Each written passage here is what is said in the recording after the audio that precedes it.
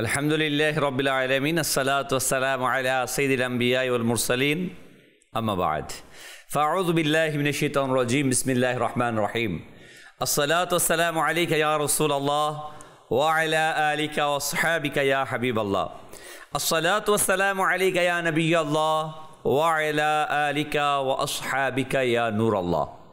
মাদানী চ্যানেলের দর্শকবৃন্দ, ঈদে মিলাদুন্নবী সাল্লাল্লাহু আলাইহি ওয়াসাল্লামের 1500তম বছর উদযাপন উপলক্ষে মাদানী চ্যানেলের ধারাবাহিক বিশেষ ট্রান্সমিশনে আপনাদের আরেকবার সুস্বাগতম। বিফোর অ্যান্ড আফটার মৌলিদ এই অনুষ্ঠানে আজ আমরা শুনব আইয়ামে জাহিলিয়াতের এক কঠিন অবস্থার কথা, যার কারণে আইয়ামে জাহিলিয়াত সমাজ ব্যবস্থা ভিতর থেকে দুমড়ে মুচড়ে গিয়েছিল, ফাঁপা হয়ে গিয়েছিল, চূর্ণ বিচূর্ণ হয়ে গিয়েছিল, আর তা ছিল হত্যা ও যুদ্ধের অবস্থা। আসুন আমরা প্রথমেই দরুদে পাকের ফজিলত শ্রবণ করে নিই। আমাদের প্রিয় আকা সর্বশেষ নবী মুহাম্মদুর রাসূলুল্লাহ সাল্লাল্লাহু আলাইহি ওয়া আলিহি ওয়াসাল্লাম ইরশাদ করেন, যে ব্যক্তি আমার প্রতি সকাল এবং সন্ধ্যায় 10 বার করে দুরূদ শরীফ পাঠ করবে, কিয়ামতের দিন আমি তার জন্য সুপারিশ করব। সাল্লু আলাল হাবিব সাল্লাল্লাহু তাআলা আলা মুহাম্মদ সাল্লাল্লাহু আলাইহি ওয়াসাল্লাম সালাতু ওয়া সালামান আলাইকা ইয়া সাইয়্যিদি ইয়া রাসূলুল্লাহ সাল্লাল্লাহু আলাইহি ওয়াসাল্লাম। হত্যা এবং যুদ্ধ যে কোনো জাতিকে, যে কোনো সম্প্রদায়কে ক্ষতবিক্ষত করে দেয়। যুদ্ধ কিংবা হত্যাকাণ্ড এটা কোনো মুক্তির উপায় নয়। আর যেই যুগে, যেই জামানাতে হত্যাকাণ্ড বেড়ে যায়, যুদ্ধ বিগ্রহ বেড়ে যায়, ওই জামানা, ওই সময়কার লোক কল্যাণের মাঝে থাকতে পারে না, সুখে শান্তিতে বসবাস করার কল্পনাও করতে পারে না। প্রিয় ইসলামী ভাইয়েরা, ইসলাম পূর্ব আইয়ামে জাহিলিয়াতে এর কঠিন থেকে কঠিনতম অবস্থায় পৌঁছে গিয়েছিল জাহিলিয়াতের লোকেরা। আমরা জানি জাহিলিয়াত বলা হয় ইসলাম পূর্ব সময়কে, প্রায় কমবেশ 500 বছর। এই জামানায় ওই সময়টা আরবের অবস্থা, না শুধু আরব এবং আজম, সারা পৃথিবীতে হত্যা, যুদ্ধ, হানাহানি, মারামারি লেগেছিল। গোত্রে গোত্রে হানাহানি ছিল। নিজেদের সামান্য এক বিষয় নিয়েই তারা লেগে পড়ত যুদ্ধের দামামা নিয়ে। আমরা আজকে সেই বিষয়টি নিয়ে পর্যালোচনা করব। মহান আল্লাহ তাবারক ওয়া তাআলা আইয়ামে জাহিলিয়াতের সেদিকে ইঙ্গিত করেই ইরশাদ করেন, ওয়ালা তাকতুলুন নাফসাল্লাতী হারামাল্লাহু ইল্লা বিল হক। যে প্রাণকে আল্লাহ হারাম করেছেন তাকে ন্যায়সঙ্গত কারণ ছাড়া হত্যা করো না। এই আয়াতে প্রমাণ করে ইসলামের আগমনের পূর্বে অন্যায় হত্যা এতটাই সাধারণ ছিল যে আল্লাহ তাবারক ওয়া তাআলা সেটাকে নির্দেশ দিয়েছেন, সতর্ক করেছেন, বিরত থাকার আহ্বান জানিয়েছেন। প্রিয় ইসলামী ভাইয়েরা ও মাদানী চ্যানেল দর্শকবৃন্দ, আইয়ামে জাহিলিয়াতে গোত্রতান্ত্রিক সমাজ ব্যবস্থা ছিল, আমরা জানি। আর সেই গোত্রতান্ত্রিক সমাজের প্রতিশোধ গ্রহণ করাটাই যেন আইন ছিল। হিংস্রতা, ক্ষমতার দাম্ভিকতা, কার উপর কে জুলুম করবে, অত্যাচার করবে, এটাই যেন ছিল তাদের আইন। প্রতিশোধে গোটা গোত্র ধ্বংস করে দেওয়া হতো। মানুষের প্রাণের কোনো মূল্য ছিল না। একেবারে সামান্য একটি বিষয় নিয়ে তাদেরকে হত্যা করা হতো না।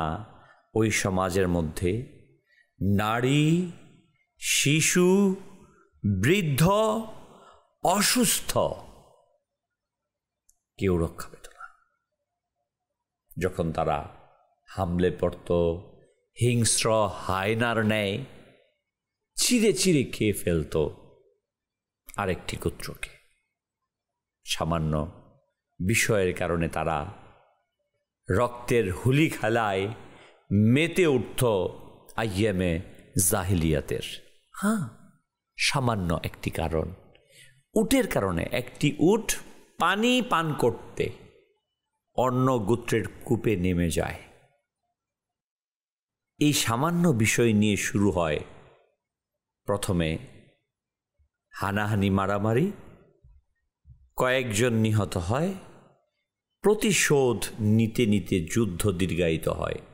বছরের পর বছর ধরে এই উটের পানি পান করা। ভাবা যায়, আমি গাভী পালন করছি, আমার গাভীটা হয়তোবা আমার অন্যমনস্ক হয়ে ছুটে কারো জমিতে চলে গেল। আর উট তো সাধারণত অধিকাংশ সময়ে খোলা থাকে, বাধা কম থাকে। একটি উট যখন আরেকজনের কূপে গিয়ে পানি পান করেছে, শুরু হয়েছে মারামারি, হানাহানি, কয়েকজন হত্যা, গোত্রে গোত্রে বিশাল যুদ্ধের সূচনা। এমনইভাবে ওই আইয়ামে জাহিলিয়াত অন্ধকারে আচ্ছন্ন করে রেখেছিল মানুষের বিবেক, আকলকে, চিন্তা চেতনাকে আবদ্ধ করে ফেলেছিল। শুধু কি তাই, একটি ঘোর দৌড় প্রতিযোগিতায় হেরে যাওয়াকে অপমান মনে করে একজন অপরজনকে হত্যা করে। এখান থেকে জন্ম নেয় রক্তক্ষয়ী যুদ্ধ, যা কয়েক বছর যাবৎ অসংখ্য প্রাণ কেড়ে নেয়। এটাই ছিল তাদের দাম্ভিকতার রূপ, জাহিলিয়াতের রূপ। ছাগলকে নিয়ে শুরু হয়ে গেছে যুদ্ধ। কেমন ব্যাপার না? ভাবা যায় আজ আধুনিক সমাজে এসে আমরা যারা আইএমএ জাহিলিয়াকে বাঁকা চোখে দেখছি, তারা কি আইএমএ জাহিলিয়া থেকে বের হয়ে আসতে পেরেছি? আপনাদের কাছে প্রশ্ন। আসুন এবার আমরা জেনে নিই সেখানকার অবস্থা কতটুকু দীর্ঘ হতো সেই যুদ্ধের। আউস ও খাজরাজ গোত্র যা মদিনার শরীফে ছিল, এদের মধ্যে কোনো কোনো ঐতিহাসিকদের মতে 120 থেকে 140 বছর পর্যন্ত দীর্ঘ যুদ্ধ পরিচালিত হয়েছে। একটা দেশের সাথে একটা দেশে 3 বছর, 5 বছর, 10 বছর, ভাবা যায় 140 বছর তাদের যুদ্ধের দীর্ঘায়িত হয়েছে। বাবা মারা যাওয়ার সময় ছেলেকে ওসিয়ত করত, তুমি রক্তের প্রতিশোধ নেবে। Generation by generation. আস্তাগফিরুল্লাহ আল করিম। কেমন ছিল তাদের রক্তের নেশা, হিংসা, বিদ্বেষ হৃদয়ে পূর্ণ ছিল, আকল অন্ধকারে আচ্ছন্ন ছিল। এক প্রজন্মের মৃত্যু অন্য প্রজন্মের প্রতিশোধ নিয়ে পূর্ণ করত। মদিনার অর্থনীতি ধ্বংস ছিল, পরিবার ভেঙে পড়ে, অসংখ্য প্রাণহানি ঘটে। আল্লাহু আকবার। এই অন্ধকারে নিমজ্জিত জাতিকে উত্তোলনের জন্য রহমতে আলম, নূরে মুজাসসাম, সরকারে দো আলম সাল্লাল্লাহু আলাইহি ওয়াসাল্লাম যখন তাশরিফ রাখেন, আল্লাহু আকবার। প্রিয় ইসলামী ভাইয়েরা, সেখানে শান্তি আর শান্তি অবতীর্ণ হয়। নবী আকরাম সাল্লাল্লাহু আলাইহি ওয়াসাল্লামের আগমনে পূর্ব পর্যন্ত ক্ষত শুকায়নি না, রাস্তার নিরাপদ ছিল না। ডাকাতরা হামলা করত, মানুষ হত্যা করত। ডাকাতরা মাল সামগ্রী শুধু নিয়ে যেত না, বরং সাথে সাথে তাদেরকে হত্যা করে ফেলত। আল্লাহর ঘর কাবার চারপাশে রক্তপাত চলত। ইব্রাহিম আলাইহিস সালাম দোয়া করেছিলেন, হে আল্লাহ, এই শহরকে নিরাপদ করো। ইসলাম এসে ঘোষণা দিল, প্রিয় আকা সাল্লাল্লাহু আলাইহি ওয়াসাল্লাম তাশরিফ এনে ঘোষণা দিলেন, অন্যায়ভাবে একজন মুমিনকে হত্যা করা আল্লাহ রাব্বুল আলামিনের কাছে সমগ্র দুনিয়াকে ধ্বংস করার চেয়েও বড় অপরাধ। প্রিয় ইসলামী ভাইয়েরা, ওই অন্ধকার থেকে উত্তোলন করার জন্য আল্লাহর নবী সাল্লাল্লাহু আলাইহি ওয়াসাল্লাম অত্যন্ত দৃঢ়তার সাথে ঘোষণা করলেন যে একজন মানুষকেও অন্যায়ভাবে হত্যা করা যাবে না। কোরআনুল কারীমের মাঝে আল্লাহ তাবারক ওয়া তাআলা সুন্দরভাবে ইরশাদ ফরমান যে একটি প্রাণ অন্যায়ভাবে হত্যা করলো সে যেন সমগ্র জাতিকে হত্যা করল। প্রিয় ইসলামী ভাইয়েরা, কারণ এই একটা থেকেই কিন্তু সূচনা হয়, একজন থেকেই কিন্তু সূচনা হয়। ইসলাম ওই সায়েন্টিফিক ধর্ম, সর্বজন গ্রহণযোগ্য ধর্ম, যে ইসলাম মূলের দিকে ধাবিত হয়। আসল প্রথম বীজ যেখানে বপন করা হয়, এই বীজটাকে উঠিয়ে ফেলে ইসলাম। এর রেজাল্ট হিসেবে ফলশ্রুতিতে ওই দিকে মানুষ অগ্রসর হতে পারে না। প্রিয় ইসলামী ভাইয়েরা ও মাদানী চ্যানেল দর্শকবৃন্দ, আমরা শুনছিলাম যে ইসলাম আবির্ভূত হয়ে মানুষ হত্যাকে কিভাবে বন্ধ করেছে মূল জায়গাতে। আমরা ঐতিহাসিকভাবে একটি ঘটনা জানি যে ভালো কাজ নিয়ে মক্কাতুল মুকাররমাতে শুরু হয়ে গিয়েছিল প্রতিদ্বন্দ্বিতা। সেটা কি? আমরা আজ কাবা শরীফের কর্নারে যে কালো পাথরটা দেখি, হাজারে আসওয়াদ, যখন কুরাইশরা কাবা শরীফ নির্মাণ করছিলেন, সংস্কার করছিলেন, এটাকে কে সেখানে লাগাবে, কাবাতে স্থাপন করবে, এটা নিয়ে শুরু হয়ে গেল মক্কাতুল মুকাররমাতে গোত্রে গোত্রে প্রতিদ্বন্দ্বিতা, গোত্রে গোত্রে ঝগড়ার সূচনা শুরু হলো। আল্লাহু আকবার। এমন অবস্থায় পৌঁছে গেল যে একজন অপরজনের বিরুদ্ধে তলোয়ার ধরতে তারা দ্বিধা করছিল না। চারদিকে যেন যুদ্ধের দামামা বেজে উঠেছিল।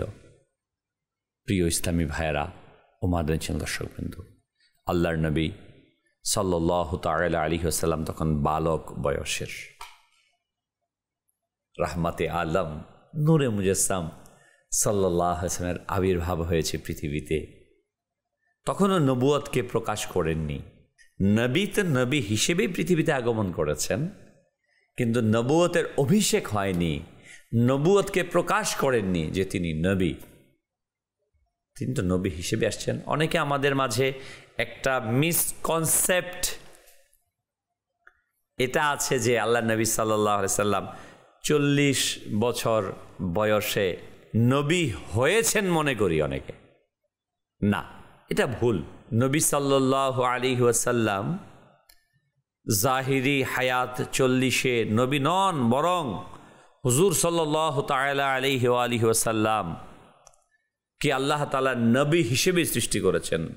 আউয়ালু মা খালাকাল্লাহু নূরি, আল্লাহ তাআলা সর্বপ্রথম তার হাবিবে পাক সাল্লাল্লাহু আলাইহি ওয়াসাল্লামের নূরকে সৃষ্টি করেছেন। যখন আদম আলাইহিস সালাম মাটি এবং পানি, তখন আল্লাহ তাআলা তার হাবিবকে সৃষ্টি করেছেন। এবং নবী আখিরুজ্জামান সাল্লাল্লাহু তাআলা আলাইহি ওয়াসাল্লাম যখন পৃথিবীতে আগমন করেন, মা আসিয়া, মারিয়াম, হাওয়া সকলেই মা আমেনা রাদিয়াল্লাহু তাআলা আনহার ঘরে তাশরিফ নিয়ে এসেছেন। অগণিত ফেরেশতারা সারি সারি হয়ে সারিবদ্ধভাবে আব্দুল্লাহ রাদিয়াল্লাহু আনহুর ঘরে তাশরিফ এনেছেন। তো তিনি যদি নবী না হতেন, নবী হিসেবেই না আসতেন, তাহলে কিভাবে জান্নাতি ফেরেশতারা, জান্নাতি রমণীরা, আল্লাহু আকবার, আল্লাহর মাসুম ফেরেশতারা তাকে স্বাগত জানানোর জন্য আসছে? রসুল আকরাম নূরে মুজাসসাম সাল্লাল্লাহু আলাইহি ওয়াসাল্লাম যখন তাশরিফ নিয়ে আসেন, আল্লাহু আকবার, তার ফুপু বলেন, আমি আমার ভ্রাতুষ্পুত্রের কাছে গেলাম, তখন আমি আমার কানকে যখন অগ্রসর করলাম, আমি শুনতে পেলাম আমার ভ্রাতুষ্পুত্র বলছে, রব্বি হাবলি উম্মতি, রব্বে হাবলি উম্মতি, আয় আল্লাহ তুমি আমার উম্মতিকে আবার হাওয়ালাই করে দাও। তিনি নবী সাল্লাল্লাহু আলাইহি ওয়াসাল্লাম নবী হিসেবে পৃথিবীতে আসছে। যখন বালক বয়সে মক্কাতুল মুকাররমার গোত্রে গোত্রে প্রতিদ্বন্দ্বিতা শুরু হয়ে গেল। মানুষের রক্তের হোলি খেলায় যেন মেতে উঠবে মক্কার অলিগলি, প্রকম্পিত হয়ে উঠছে মক্কার গলিগুলো। কে স্থাপন করবে, মর্যাদা অর্জন করবে এই কাবাতুল্লাহতে হাজরা সোয়াদকে বসিয়ে? তখন তারা একটা ডিসিশনে পৌঁছলো, এক কাজ করি আমরা। কেউ কাউকে মানে না, কেউ কাউকে মানে না, এই গোত্র ওই গোত্রকে, ওই গোত্র ওই গোত্রকে, তারা গোত্রপ্রীতির মাঝে আছে। তখন তারা একটাই করো যে ঠিক আছে, আগামীকাল সুবহে সাদেকে, মানে আগামীকাল সকালে সর্বপ্রথম যেই ব্যক্তি কাবাতুল্লাহতে প্রবেশ করবে আমরা তাকে সমাধানকারী হিসেবে মেনে নেব। সে যেভাবে সমাধান দেয় আমরা সেভাবে গ্রহণ করব। দেখা গেল কাবা শরীফে দায়িত্ব রাখা হলো কয়েকজনকে, কে প্রবেশ করে দেখার জন্য। আল্লাহু আকবার। দেখা গেল দু জাহানের মালিক মুখতার, মক্কাতুল মুকাররমার সবার কাছে যিনি আল আমিন নামে পরিচিত মুহাম্মদ ইবনে আবদুল্লাহ সাল্লাল্লাহু আলাইহি ওয়াসাল্লাম, তিনি কাবা শরীফে প্রবেশ করছেন।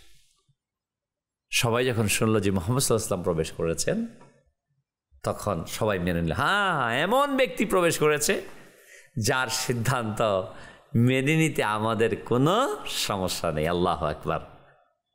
এক যেন আনন্দের হিল্লুল বয়ে গেল মক্কাতুল মুকাররমা থেকে, এক বিশাল যুদ্ধ থেকে, রক্তপাত থেকে বেঁচে গেল মক্কার মানুষরা।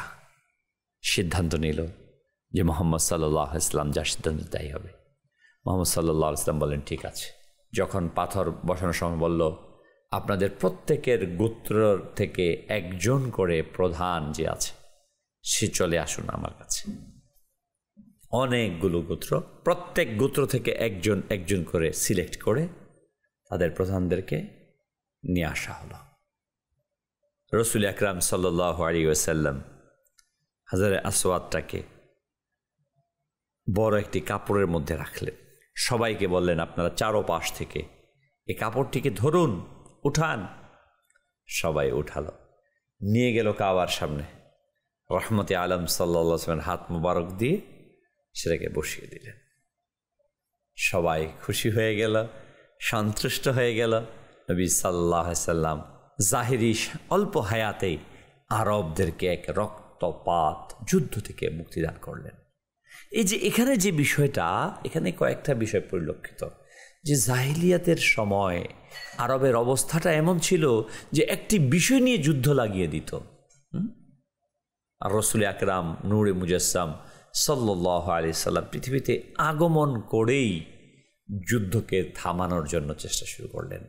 আর এই নবী মুহাম্মদে আরবি যখন নবুয়তকে ঘোষণা করলেন, আরবের মক্কার কুরাইশরা, বিভিন্ন গোত্রের লোকেরা বিভিন্নভাবে নির্যাতন করছে, নিপীড়ন করছে। আল্লাহ নবী সাল্লাল্লাহু আলাইহি সাল্লাম বারবার অ্যাভয়েড করার চেষ্টা করছে। নবী সাল্লাল্লাহু আলাইহি সাল্লাম ইসলাম ধর্ম কখনো কারো উপর যুদ্ধকে চাপিয়ে দেয় না, সবসময় চেষ্টায় রত যুদ্ধ থেকে বিরত থাকা। কারণ আল্লাহর প্রদত্ত যারা জ্ঞানী তারা সবাই জানে যুদ্ধের মাঝে সমাধান না। কিন্তু যখন কারো আমার উপর চেপে বসে যায়, ইসলামকে অস্বীকৃতি জানায়, দূরে সরিয়ে দিতে চায়, তখন বাধ্য হয়ে মোকাবেলার জন্য অগ্রসর হয়। প্রিয় ইসলামী ভাইয়েরা ও মাদানী চ্যানেলের দর্শকবৃন্দ, আইএমএ জাহিলিয়াতের সমাজে সেই অবস্থানটা ছিল একটি খেলার মতো। যুদ্ধটা দাঙ্গা হাঙ্গামা সে পর্যায়ে পৌঁছে গেল। আর আল্লাহ নবী সাল্লাল্লাহু আলাইহি ওয়াসাল্লাম সেখান থেকে এনে সুবহানাল্লাহ মক্কাতুল মুকাররমাতে সমাধান করলেন, মদিনা পাকে, মদিনা তৈয়বাতে, ইয়াসরাব যার নাম ছিল অলক্ষণের দেশ, সেখানকার আবহাওয়া পরিবেশ রুক্ষ ছিল। 140 বছর আউস খাজরাজ গোত্রের মধ্যে যুদ্ধ লেগেছিল। আল্লাহর নবী রাহমাতে আলাম নূরে মুজাসসাম সাল্লাল্লাহু আলাইহি ওয়াসাল্লাম যখন সেখানে পৌঁছে গেলেন, তাদের মাঝে ভ্রাতৃত্বের বন্ধন স্থাপন করে দিলেন। আরে যারা এক গোত্র আরেক গোত্রকে দেখতে পারত না, একজন আরেকজনের রক্ত নিয়ে মাতোয়ারা হয়ে যেত, তারাই আল্লাহর নবী সাল্লাল্লাহু আলাইহি সাল্লামের সোহবতে এসে, ভালোবাসা এসে সীসা ঢালা প্রাচীরের নে দাঁড়িয়ে গেল। আল্লাহর নবী সাল্লাল্লাহু আলাইহি ওয়াসাল্লাম ঘোষণা করে দিলেন, এক মুসলমানের জন্য অপর মুসলমানের রক্ত হারাম। অন্যায়ভাবে কেউ কাউকে আঘাত করতে পারবে না, হত্যা করতে পারবে না। যে একজন মুসলমানকে অন্যায়ভাবে হত্যা করলো, সেজন্য সমগ্র জাতিকে হত্যা করল। কঠোর হস্তে দমন করলেন, ভালোবাসার বন্ধনে আবদ্ধ করে এই পৃথিবীতে শান্তির ফল্গুধারা বইয়ে দিলেন। প্রিয় ইসলামী ভাইয়েরা, মাদানী চ্যানেল দর্শকবৃন্দ, আমরা দেখেছি পৃথিবীর ইতিহাসে আল্লাহু আকবার, নবী আকরাম নূরে মুজাসসাম সাল্লাল্লাহু আলাইহি ওয়াসাল্লামকে তার জাহেরি হায়াত যখন 53 ছিল, তখন তাকে মক্কাতুল মুকাররমা নিজের মাতৃভূমি জন্মভূমি থেকে বের করে দিয়েছে। আল্লাহ নবী তাশরিফ নিয়ে চলে গেছেন মদিনায়। আল্লাহু আকবার, 8ম হিজরিতে আবার যখন আসলেন, পরবর্তীতে যখন মক্কা বিজয় হলো, রসুল আকরাম নূরে মুজাসসাম সাল্লাল্লাহু আলাইহি ওয়াসাল্লাম সাহাবায়ে কেরামের বিশাল সেনাবাহিনী সৈন্যবাহিনী নিয়ে মক্কাতে প্রবেশ করলেন। মক্কার কাফিররা মনে করেছিল আজ আমাদের রক্তের স্রোত দ্বারা বইয়ে দিবে মক্কার অলিগলি, যে আমরা তাকে এত নির্যাতন করেছি, নিপীড়ন করেছি, তার সাথীদেরকে সাহাবীদেরকে শহীদ করেছি, তার রসুল করিম সাল্লাল্লাহু আলাইহি ওয়াসাল্লামের মেয়েকে হিজরতের সময় আঘাত করেছে, যার পরবর্তীতে ইন্তেকাল করেছে। কি না জুলুম করেছে মুসলমানদের প্রতি, প্রতিটা ক্ষেত্রে সাহাবায়ে কেরামকে নির্যাতন করেছে, আল্লাহর নবী সাল্লাল্লাহু আলাইহি ওয়াসাল্লামকে নির্যাতন করেছে। তারা ভেবেছিল আজ বুঝি শেষ আমাদের অবস্থা। কিন্তু কোরবান যান আমার নবী সাল্লাল্লাহু আলাইহি ওয়াসাল্লামের কদমে লাখো সালাম। আল্লাহু আকবার, আইয়েমে জাহিলিয়াত থেকে উত্তোলন করে নূরানিয়াতের নূরধারা, নবীর নূরধারা, সিরাজা মনিরার আলোধারা পৃথিবীকে আলোকিত করলেন। আল্লাহ নবী সাল্লাল্লাহু আলাইহি ওয়াসাল্লাম কাবা শরীফের সামনে দাঁড়িয়ে ঘোষণা দিলেন, আজ সকলেই মুক্ত, কারো কাছ থেকে কোনো প্রতিশোধ গ্রহণ করা হবে না। তোমরা কেউ ইসলাম গ্রহণ করো চাই না করো, তোমরা যদি আবু সুফিয়ানের ঘরে আশ্রয় গ্রহণ করো তাহলেই তোমরা নিরাপদ। কারো প্রতি কোনো জুলুম করা হবে না, কারো প্রতি কোনো অবিচার করা হবে না, কারো প্রতি কোনো জবরদস্তি করা হবে না। দেখুন তো, যার প্রতি এত জুলুম, এত জুলুম, এত নির্যাতন মক্কাতুল মুকাররমাতে করেছেন, ঘর থেকে বের করে দিয়েছেন, আত্মীয় স্বজনকে বের করে দিয়েছেন, পরপর একবার নয়, মক্কা থেকে গিয়ে সেই মদিনাতে তারা আক্রমণ করেছে। বদর যুদ্ধ সংগঠিত হয়েছে, ওহুদের যুদ্ধ সংগঠিত হয়েছে, আল্লাহ নবীর 70 জন সাহাবী শহীদ হয়েছে, খন্দকের যুদ্ধে তারা গিয়ে অবরোধ করে রেখেছেন দিনের পর দিন আল্লাহ নবী সাল্লাল্লাহু আলাইহি ওয়াসাল্লামকে শহীদ করার জন্য। কতই না কিছু করেছে, কিন্তু সুবহানাল্লাহ সুবহানাল্লাহ, রহমতে আলম নূরে মুজাসসাম সাল্লাল্লাহু আলাইহি ওয়াসাল্লামের রহমত দ্বারা সকল কিছুকে ক্ষমা করে দিলেন, আর তাদের হৃদয়কে জয় করে পৃথিবীতে এক শান্তি স্থাপন করলেন। এটাই হচ্ছে জাহিলিয়াত থেকে উত্তোলন করে সর্বোচ্চ শান্তির শিখরে আরোহণ করে দেয়ার মহামানব রহমতে আলম সাল্লাল্লাহু আলাইহি ওয়াসাল্লাম। আজ সে নবী সাল্লাল্লাহু আলাইহি ওয়াসাল্লামের আগমনের 1500 বছর হতে যাচ্ছে।